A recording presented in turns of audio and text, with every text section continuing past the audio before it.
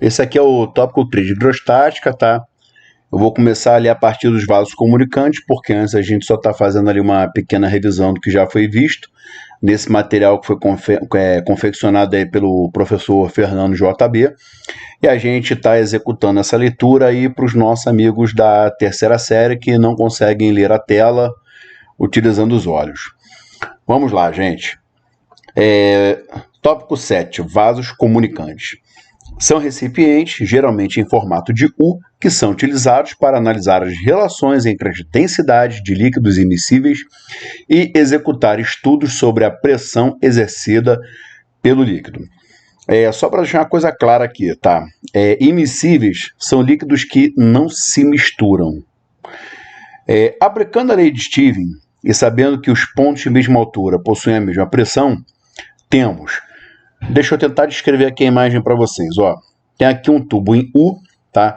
Com esses dois líquidos que não se misturam. À esquerda, você tem um líquido A. Esse líquido A está a uma certa altura, chamemos assim. E, a partir de uma dada superfície de separação entre os dois líquidos, você faz a curva do U com o líquido 2 até um outro nível do tubo que está ao lado.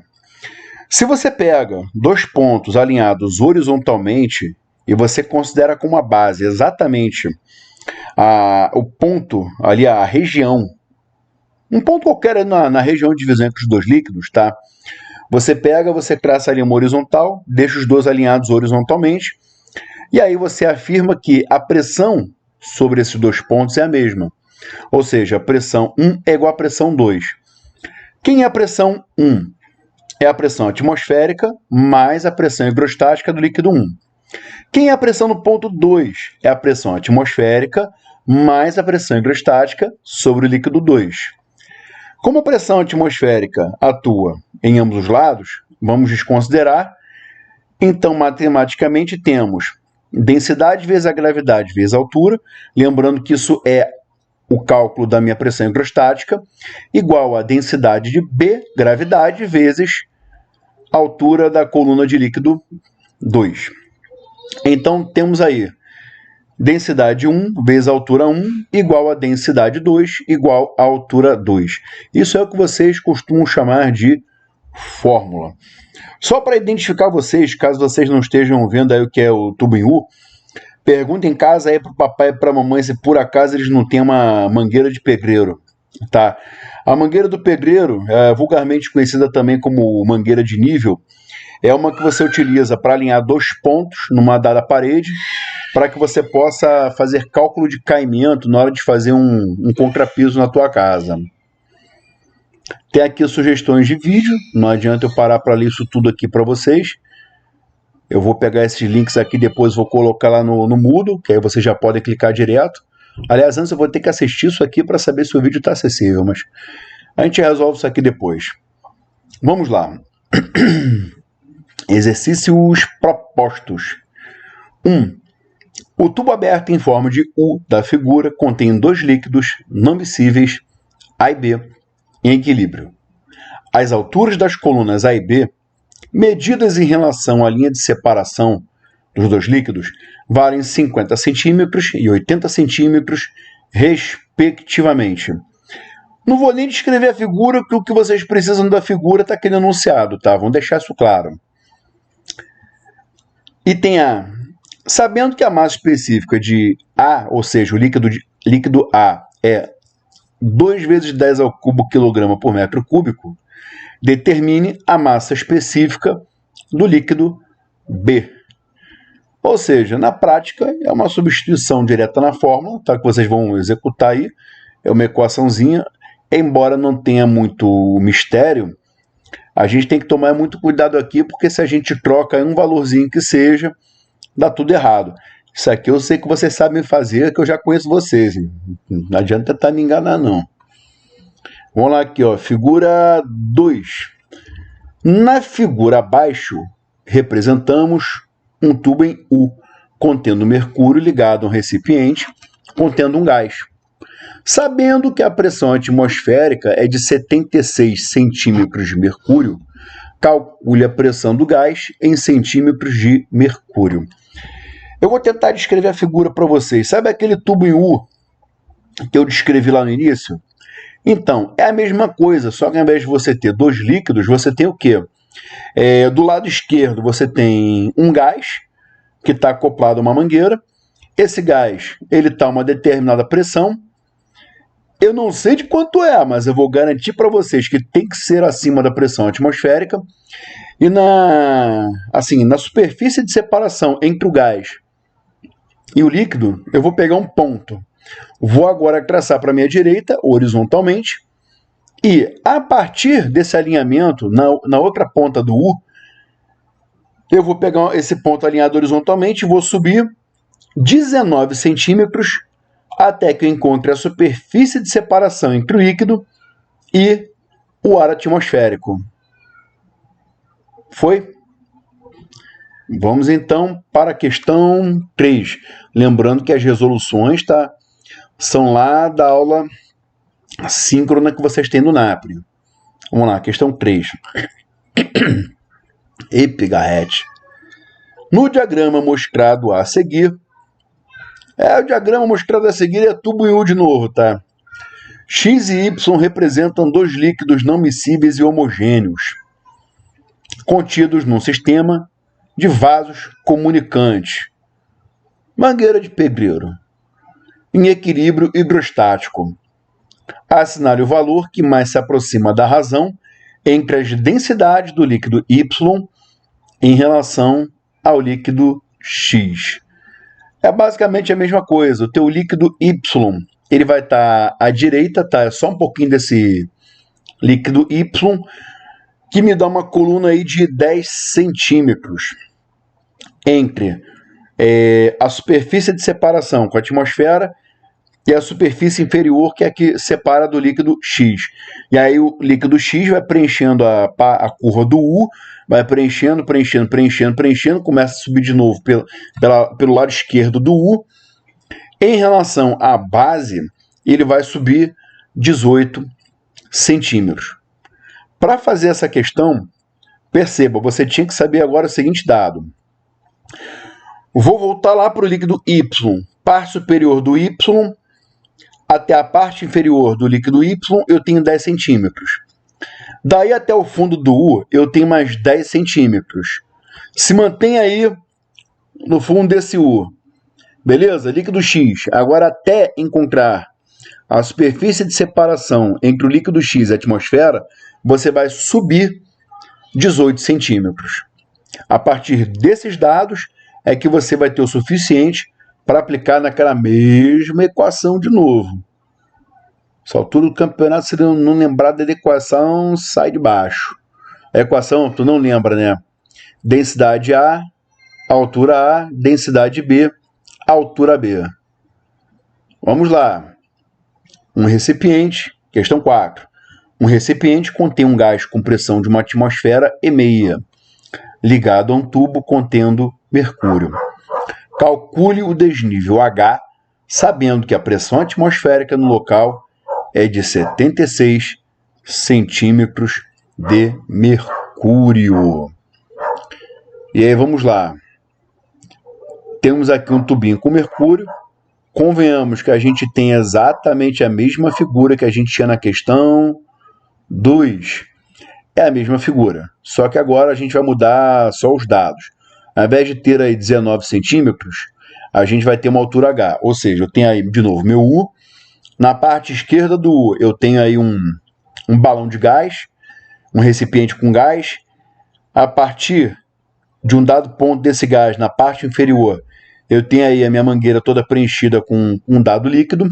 Tá? Ele dá a pressão interna do gás e a partir do alinhamento horizontal entre a superfície de separação, aliás, desculpa, um ponto na superfície de separação entre o gás e o líquido e o ponto alinhado horizontalmente com ele, do outro lado do U, do lado direito no caso, você aplica de novo na equação e de novo sai aí o seu resultado.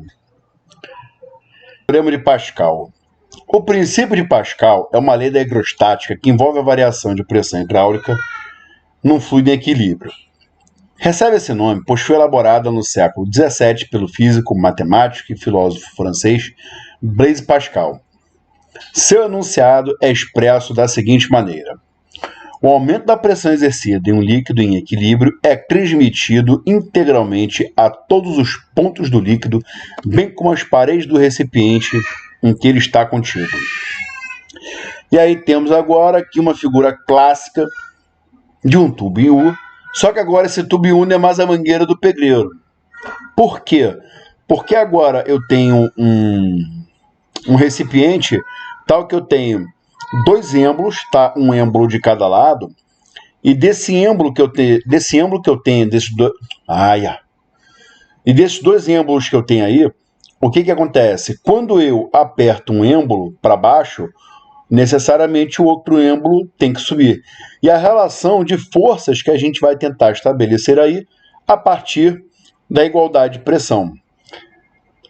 A partir da figura acima, a fórmula do princípio de Pascal é expressa quando aplicamos sobre o êmbolo de uma área 1 uma força F1, produzindo um acréscimo de pressão. Essa minha variação de pressão é igual a força 1 sobre a área 1, que se transmite integralmente para o outro êmbolo, onde a variação de pressão lá é força 2 sobre a área 2. Como essas variações são idênticas, então força 1 sobre a área 1 igual a força 2 sobre a área 2. Então, vamos lá. Alguns exemplos sobre o princípio de Pascal podem ser aplicados em... Velho, é um problema, ficar olhando sem óculos aqui, aí se perde. Prensas hidráulicas, elevadores hidráulicos, freios hidráulicos, barragens, caixas de água, sistemas de amortecedores. Assista aos vídeos. Eu vou dar uma analisada depois para ver se está acessível, para ver se eu coloco esse ou um substituto lá para vocês. Exercícios propostos. Exercício 5. 5 porque lá em cima já tem 4, tá? A figura representa uma prensa hidráulica. Determine o módulo da força F aplicada no êmbolo A para que o sistema esteja em equilíbrio. E aí tem uma figura. Deixa eu tentar descrever aqui para vocês a figura, tá? De novo, tem aqui, ó. Imagina aí um tubo em U, só que dessa vez ao invés de você ter o líquido em contato direto com a atmosfera, você tem um êmbolo de cada lado. À esquerda eu tenho o lado A, à direita eu tenho o lado B. Sobre o lado B, que está à direita, eu vou colocar aí um peso de 800 newtons. A área da seção transversal, ou seja, a área do êmbolo, é de 0,25 metros quadrados. A área da seção A, que está à esquerda, é de 1 metro quadrado. E agora vem a pergunta. Ó, do lado B, eu já tenho uma força para baixo e a área da seção transversal. Do lado esquerdo, que é o lado A, eu tenho a área da seção transversal. Mas eu não tenho a força F, que é aplicada para manter o sistema em equilíbrio. Ou seja, para o êmbolo A não subir nem descer. E aí é essa força F que a gente tem que calcular. Questão 6. Uma prensa hidráulica sendo utilizada como elevador de um carro de peso P encontra-se em equilíbrio, conforme a figura. As seções retas dos pistões são indicadas por S1 e S2. Vou resumir aqui. Área 1 e área 2. Tendo-se a área 2 como sendo 4 vezes a área 1. A força exercida sobre o fluido é de F1. E a força exercida... peraí que isso está esquisito, gente. Sobre o fluido é F1... não, é isso mesmo. Eu que li errado aqui, tá? A força exercida sobre o fluido é F1. E a força exercida pelo fluido sobre o carro é F2. A situação descrita obedece à alternativa A. Bom, antes de ler aqui as alternativas, deixa eu descrever logo, tá? Tem um tubo, igualzinho a tubo que a gente viu aí na aula de hoje, tá? Tem o êmbolo um êmbolo pequenininho do lado esquerdo, de área 1, e um êmbolo grandão do lado direito, que é o êmbolo 2. Tá? É tão grande que dá para botar até um carro em cima. E aí vem a pergunta: qual é a relação entre essa força que eu preciso aplicar do lado esquerdo para que eu possa suspender o carro do lado direito, levando em consideração o dado que foi dado no problema, onde a área 2 é a área 1 multiplicada por 4. Vamos para exercício 7. Um adestrador quer saber o peso de um elefante. Igual eu quando vou na farmácia.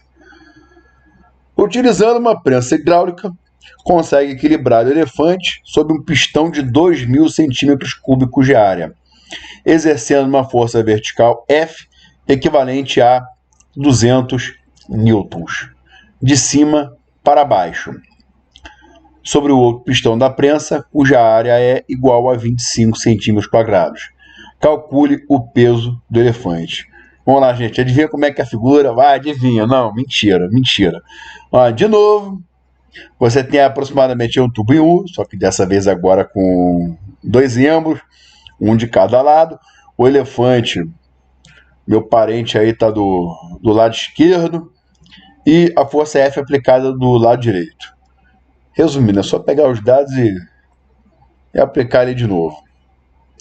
E acabamos agora o material do tópico 3.